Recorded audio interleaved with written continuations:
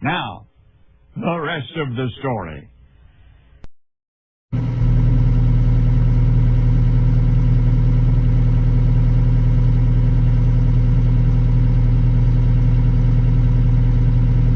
She didn't do too bad. 45 minutes later from when I first saw her to calf on the ground. And memory serves me right, I do believe she is a first calf heifer.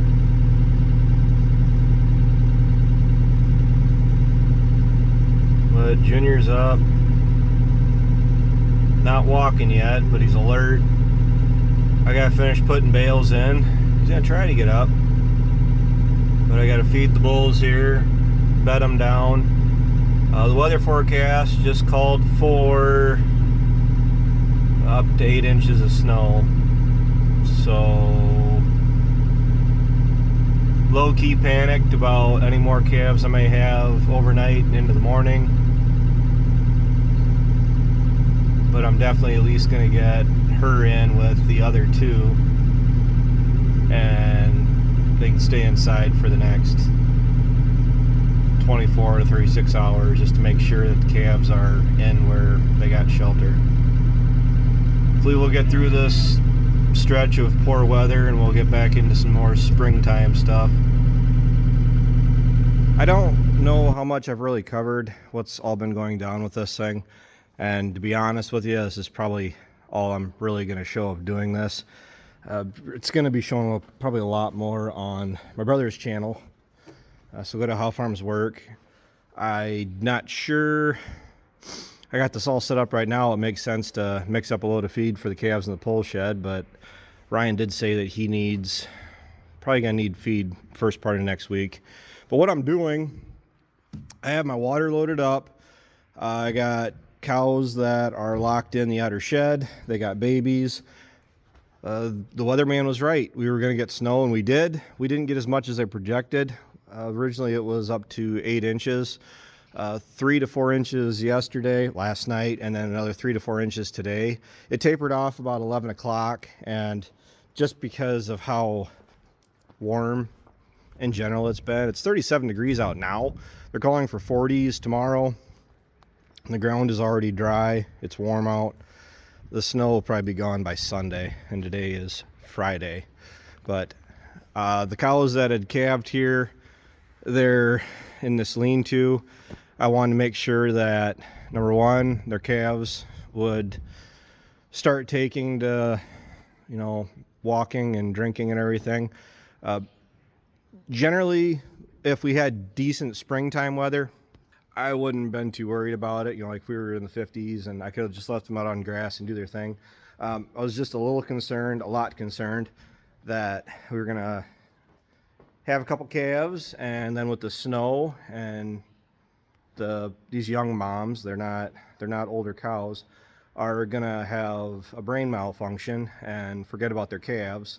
And 2 of the 3 are all right. All 3 of them are on the smaller side. I've already said that within regards to like the calving ease bulls that I've been using. It's more self-inflicted. I'm not really concerned or worried about it, because I do feel that breeding them to calving ease bulls with the smaller frame calves and the heifers, smaller frame cows and the heifers, the amount of heifers I have out there, going that route was the way to go. It's just, you know, being aware that smaller calves, making sure that they don't get out in the snow or the rain and don't get dried off and warmed up right away. Otherwise you're gonna have, well, you'll be out a bunch of money. And all I'm doing here, more or less just proving the concept that this will work. It's nice seeing the roller mill out of the feed room. I mean, we haven't used it in several years now, and we did a bunch of work to it, and hence the red paint. Back before, when we were still using it several years ago, we maybe ran 500 bushels of corn through it, and then ultimately just kind of worked away from it and just used the hammer mills. After recent deliberation and deciding that using the hammer mills for what we're feeding our calves, we're getting too much inconsistency in our feed. So the calves are getting, like, I'm talking about my feeder calves, they're getting powder or whole kernels. There was no in between. All I want to do is crack the kernels. I don't think anything really came through yet. Nope, because I just did a trial run on this. The roller mill is the answer for that. And all it's going to do is, well, with dry kernels versus high moisture corn, what this thing was used for when we had it for the dairy cows, running dry corn through it, we're able to adjust how wide those rolls are down in there with this handle. And Ryan and I did a test run on it the other day. We think we had it pretty dialed in to where we wanted it. We don't want to grind it up. We just want it to damage the kernels. We don't want a bunch of whole kernels making its way through, largely because, now I can't do this with one hand, watch it. I'm out of practice.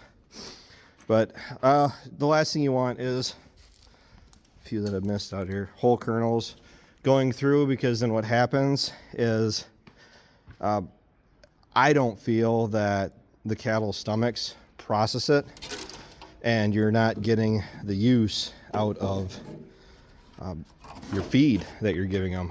I really do not like seeing whole kernels all over the steer lot when you're feeding them. I mean, they grow great, don't get me wrong, but I just want to improve that efficiency. And Ryan is right on board with that. Ryan pushed doing this a little bit more than I did, because Ryan wanted to get it out and running since like January. I was more like, yeah, we already got the calves going on what we're feeding them, and let it go. We could at least work on this summer. Well, the problem with doing that is when the calves are getting an inconsistent feed mix where they had powder and whole kernels, it would upset their stomach to where they're not eating as efficiently as you would really like them to. Giving them straight shelled corn, because when we quit doing the hammers, it's like, well, then forget it, and just went through with dumping the whole kernels into the mixer, mixed our concentrate in, and dumped that into the stuffer. We actually did see improved feed efficiency, and they seemed a lot better. I mean, they shined. They did. They visibly, when you looked at them, my heifers that I hauled in from out there, visibly different, switching to straight kernels versus giving them the powder. It's either or. If you can give them just a straight powder, I mean, go for it. My buddy, he's actually puts a screen in on his and actually tries to pretty much grind it up. That's not really what we're trying to do with the calves that we have right now. I mean, when you only have 500-pound, 400 to 600-pound feeder calves, really don't want to be feeding them powder just yet. And really, with what my operation is looking like it's going to be doing, is having this as a valuable tool where through the summer and then this upcoming fall, when I get my calves weaned off, I can actually feed my own corn out through my calves and make sure that you're feeding them a mix of feed that they will actually more benefit the most from. So I don't have any concentrate in this right now. This does work. This does work. Really super simple.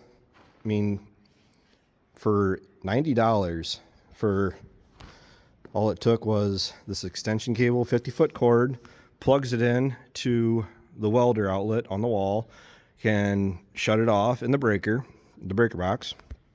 So that is my on off, and I got to plug in the concentrate if I wanted to use that. But really, really simple. Have it mounted on a pallet, actually ratchet strapped to the pallet, so we can actually move it around easily. So that way when we're mixing up feed for the pole shed or feed for my brother's cattle, we can pick it up and move it where we need to. I have a project coming up when I get to it, probably after planting. Want to make or find another auger and actually not have to use this long one anymore. And honestly, almost cut this one down to like a 4-foot auger and mount it back in my bulk bin so I don't have to break my back trying to get grain out of my bulk bin, and use another auger or whatever I need to. So we don't need this long of an auger for what we use it for. But I'm gonna go ahead and mix up feed. I want to throw a little corn to those cows that are sitting out there and a little bit to the bulls, and like I said, I'm sure they're waiting for their water.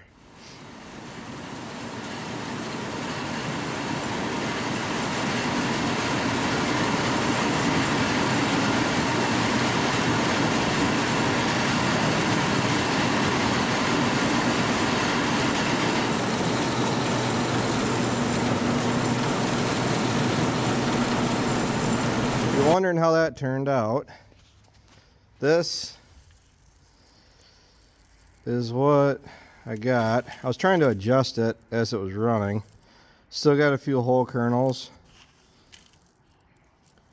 But the big thing that it actually eliminated too, by running it through rollers versus a hammer, you don't get near as much of the dust. So that's definitely more extreme than I want it. More fine tuning. So you still get whole kernels that aren't damaged. Then you get some that just seem like they're just completely gone. But I do actually prefer this over what we get from running the hammer. But I didn't run a whole lot through, just a few buckets worth. And what little bit I got here, spilled some switching the buckets, but overall it works. It's slow. That's the one downside to it. And we still do, the extension on it. It's actually sits down in here. Only problem is with where I'm at, it just was more convenient just setting me up like that. But it doesn't give you a whole lot of room to work. If this starts to fill up, you're already overflowing. But I'm gonna leave this sit like that for now, and I really don't want to give too much corn to anybody. It's more or less just to get us through this little slump of weather we're in for the next few days, and I think we'll be set. Well, like I say, it's not ideal, but it's keeping everybody in where it's dry. Calves are drinking good. They say they don't get much, or they haven't been getting much for grain here lately. If I keep a bunch of corn back for next year, they'll probably be getting a touch more corn in their diets. Just to keep condition up. What are you doing? And say this is one of the ones that was out in the steer lot, pole shed, heifers. So it's like, well, let them have the grain, let them grow. Blue 26 has always been very inquisitive. Oh, that is Scooch. That's the bull. That's my first calf. That's the heifer. I got another little heifer over here. I'm keeping an eye on her because she was born last night, right before I left, and shivering. I was actually tempted maybe actually pick her up and make sure she's mobile. Oh, so that's a problem. There's no 5-gallon pail that's ever safe out here. But I threw him some grass off the bale I just put in earlier, and more or less just hunkering down, hoping that this weather straightens out again. Well, I don't know so much, getting back to normal, because this is probably, I'd say probably normal March weather right here. But I actually held the cattle back as far as putting the bulls in with them. Otherwise, I'd be calving closer to, what was it, March 10th. And these three are all early. We're early by about 2 days yet, but it's fine. I mean, that's why you walk through them a lot when they're getting close. My buddy's in the same boat. He was due to start calving the same day as me, and when you get weather changes like this, you go from the nice weather to all of a sudden a snowstorm. It makes them start calving, and he was in the same boat. He had, I think, 2. So I'm glad that they're at least taken to that. They'll mix in with that grass that's there, and they'll clean it up good. The only issue I actually have right now is just trying to keep water to them. I have no real decent setup for getting water out here. 5-gallon pails a couple times a day, and you know, end of day, making sure that they're watered good. And these 4 technically, they already drank their water, so I'm gonna go refill them. As far as their calves go, I haven't tagged anybody yet. I'm gonna band the bull, and then I got all their tags picked out already, so it's just holding off as long as I can really get away with. The only issue I got with this one is her back right leg is definitely sore. She got stepped on for sure, but it's amazing how much she's actually filled out just from when she was first born. So, you know, never really considered doing this as a impromptu calving shed, but now that seeing the usefulness of it, I gotta say I'm probably gonna make a couple changes to it. I mean, fill in the old hay line feeder, get the boards back in on that, but yeah, it's just nice seeing calves are content. That's really nice to see they're drinking. The only thing I don't like is that they're so small, is they have a tendency, which I think is what happened with her, they walk right underneath the cow. I mean, stand completely underneath them when they're trying to drink, and you know, the cows really don't mind them too much, and they start walking away. You're being part of the problem. Knock it off. It's one thing I'm concerned about. I messed up. I have to put another chain on here. I don't need them pushing this gate up on me. So thanks for watching, guys. Thanks for tuning in. If you like the cattle video, boy, do I got a surprise for you, because I'm very much apt to show an awful lot of the cows as we're going forward here. I have 4 more that I've actually been watching pretty close. One thing that's really bugging me with them right now is they're all losing their hair, they're scratching. I treated them actually rather heavily, and it didn't really seem to help. So I think I need to go through, obviously need to go through and treat them again, but it'll clear up. It always does. So I'll talk to you guys later. Stay tuned. Fieldwork videos are probably a lot closer than what you think.